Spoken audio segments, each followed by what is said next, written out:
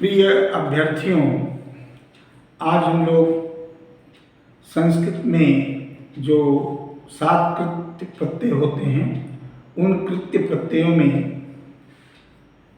आज हम लोग देखेंगे क्यप प्रत्यय को। क्यप प्रत्यय का प्रयोग देखिए, क्यप प्रत्यय जो है वह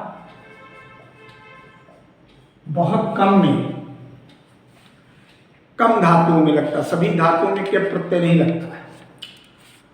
तो क्यप प्रत्यय कुछ ही धातुओं में लगता है, पहली चीज ये जान लीजिए।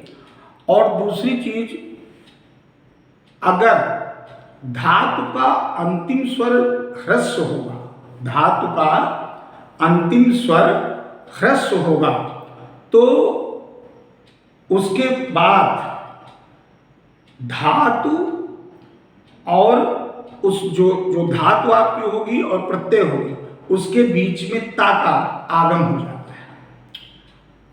जैसे इस्तु शब्द, इस्तु धातु है। अब देखिए, इसका ह्रस्व स्वर है, इसमें क्यप प्रत्यय लगा तो ये स्तुत्य है। ये देखिए, ता का आगम हो गया, इसमें त का आगम हो गया, स्तुत्य, क्योंकि यहां पर छोटा ह्रस्व स्वर है, छोटा ऊ की मात्रा है। अगर मान लीजिए आप इसके अतिरिक्त करते हैं जिनमें जैसे शाख शिष्य के लिए बनता है, कोई भी लगा, हमने कहा देखिए ये क्री है, एक और देख लीजिए, ये ह्रस्व है, इसमें क्यप प्रत्यय लगा तो इसका तो लोप हो जाएगा, काका भी और पाका भी, और ये बन गया कृत्य। अब आपको ये भी बताना होगा कि असल में इसके सूत्र हैं, तो अगर सूत्र लिखने तो आता नहीं, वर्बली हम आपको बता भी दें, एतिस तो शाश्वत जुष, ऐसा एक सूत्र पाणि ने बनाया कि एतिस तुषासक जस सुषाह क्या। अब इसमें इस क्यप और क्री में भी ताका आगम हो गया। लेकिन मान लीजिए कोई शब्द लीजिए, जैसे हमने कहा धातु लिया जुष,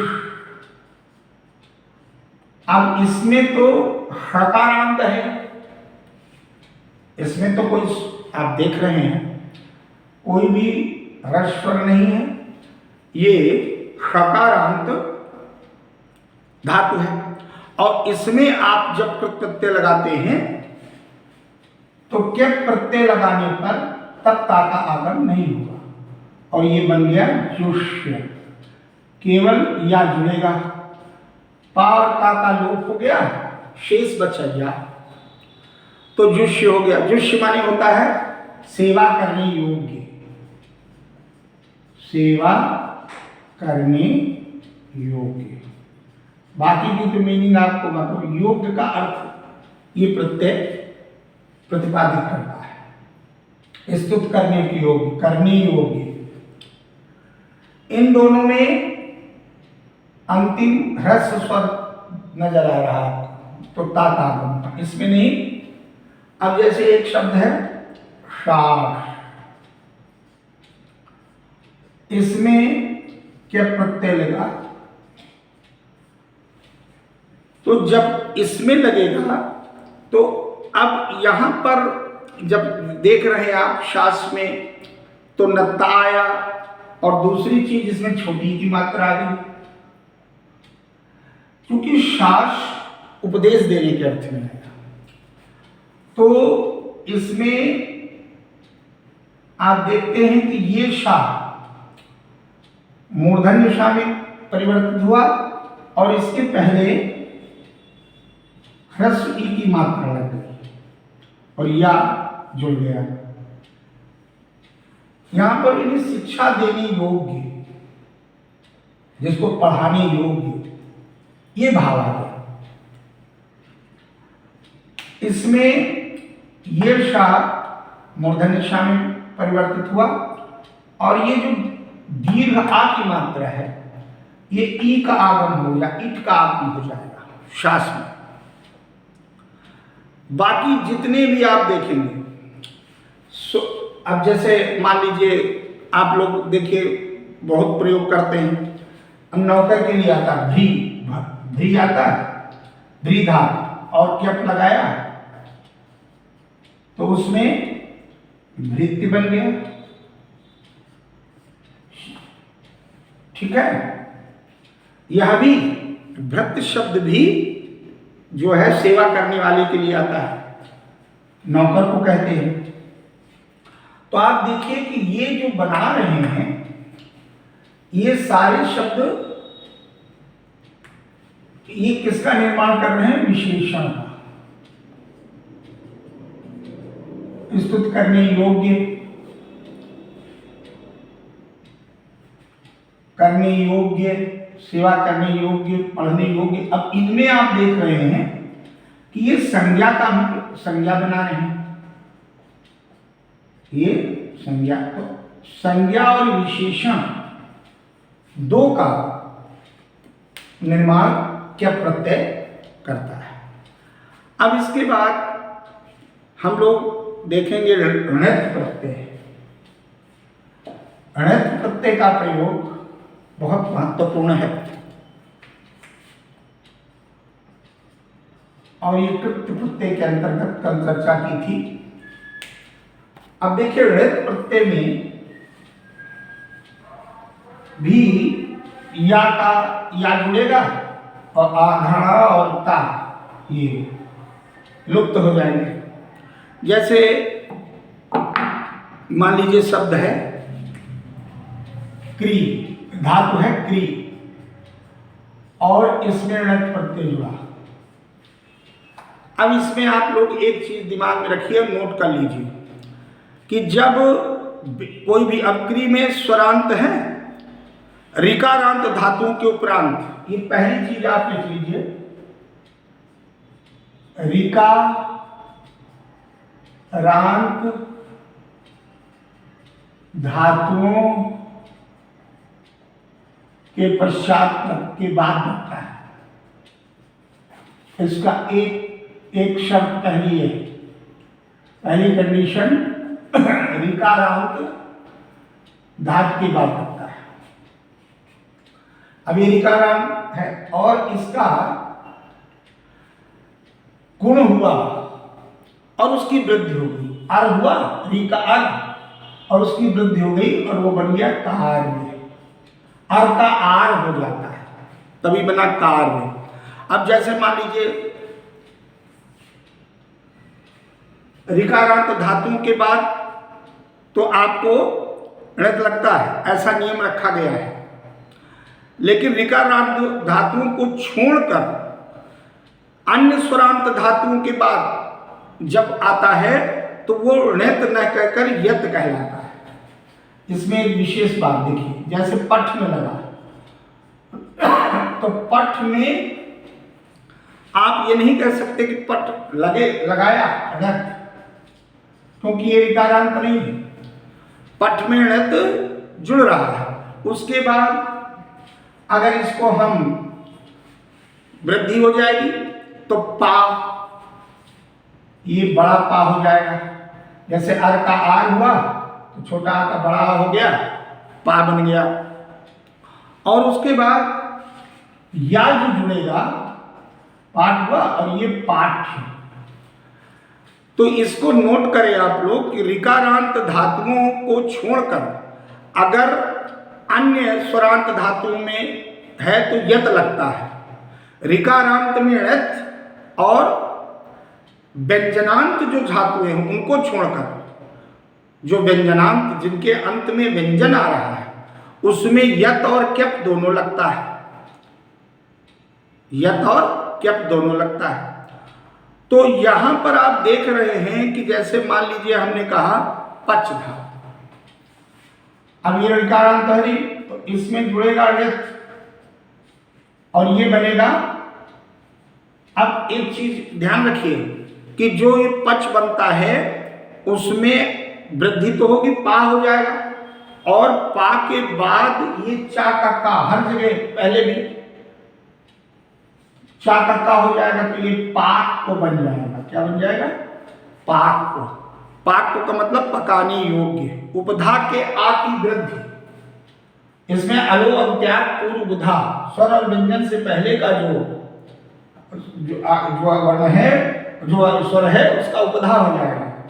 तो यहाँ पर आप देख रहे हैं कि ये पा में बड़े आ की मात्रा लग गई और वृद्धि और चाको का हो जाएगा। ये ध्यान रखिए, इसमें ध्यान रखिए कि चाको का, ये जो चा है चाको का हो जाएगा। एक बात तो ये रखिए, और जो उपधा है पा, उपधा आ का बड़ा आ हो जाएगा। उपधा आ का बड़ा आ हो जाएगा, तभी ये पा। इसमें ऐसा नहीं, इसमें केवल चा में, अब जैसे चा में बदलते हैं और जा है, मान लीजिए मृज धातु। अब मृज धातु में जब णत जुड़ा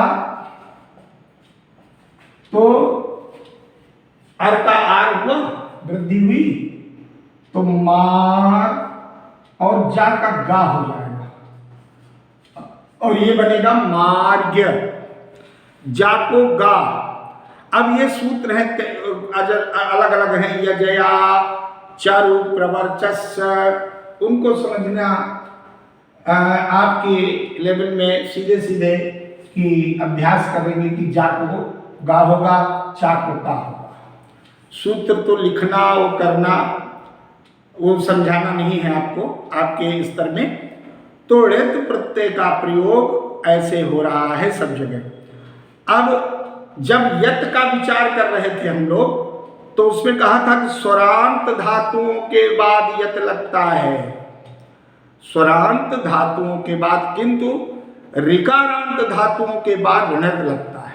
ये भी समझ लीजिए, स्वरांत धातुओं के बाद यत लगता है और सिर्फ ऋकारांत धातु के बाद णत लगता है।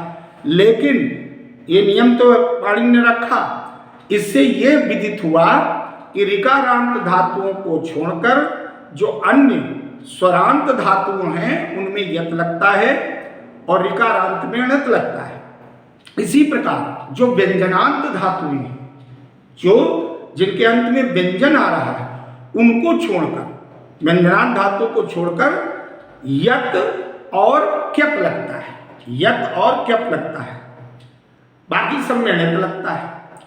तो जैसे अब कोई भी चीज आया, मान लीजिए, अच्छा ये भी देखिए, चा और जा का और गा हो जा रहा है, नियम आप देख रहे हैं, यज है, याच है, रुच है, प्रवच रिश्ते धातुओं में नहीं लगता है। ये इसका विशेष देख लीजिए कि जैसे मान लीजिए आपको धातु दी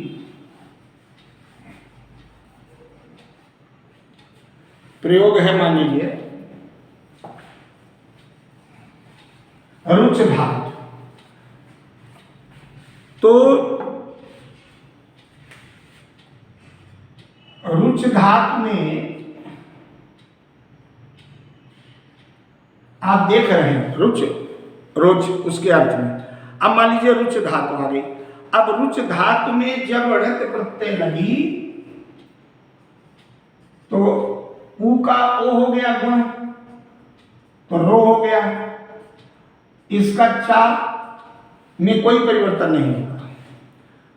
इसमें चा में भोज्यम भक्षे,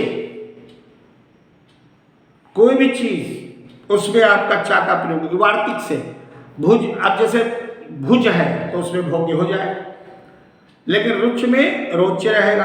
अब जैसे हम कहें कि थोड़ी देर के लिए कोई भी शब्द दे दिया और उसमें चा और जा का चा और जा का और गा हो जाने वाला नियम जो है वो यज याच, रुच और त्यज धातु में नहीं लगेगा। किसमें नहीं लगेगा? रुच में नहीं लगेगा, और मान लीजिए त्यज है, नहीं लगेगा। इसके पहले जा का गा किया था मृज में, लेकिन इसमें जा का गा नहीं होगा। ये वार्तिक से सिद्ध होता है, इसके लिए अपवाद है। और त्यजेश्च वार्तिक है, त्यजेश्च, त्यज में नहीं लगा। अभी त्यज यज हो गया। और मान लीजिए याच है, इसमें भी नहीं हुआ। और आपने जैसे अभी आपने पच में चा का किया वाक्य चौक का, लेकिन इसमें चा का नहीं होगा। ये सीधे सीधे जब जुड़ेंगे तो ये ऋत जुड़ा, तो ये त्याज, ये त्यजेश। ऐसा जो वार्तिक है वरुच का, कात्यायन का, उसके अनुसार इसमें जा का गा नहीं हुआ और चा का नहीं हुआ। तो ये अलग अलग वो है। अब मान लीजिए कोई भी धातु उकारांत है। अब इसमें देख लीजिएगा विशेष में उकारांत धातु है, तो उकारांत धातु में आपको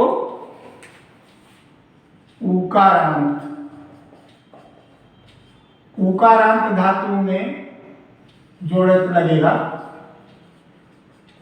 उकारांत धातु में प्रयोग अणत का, उकारांत धातुओं में जो प्रयोग होगा, जैसे मान लीजिए हमने कहा श्रु,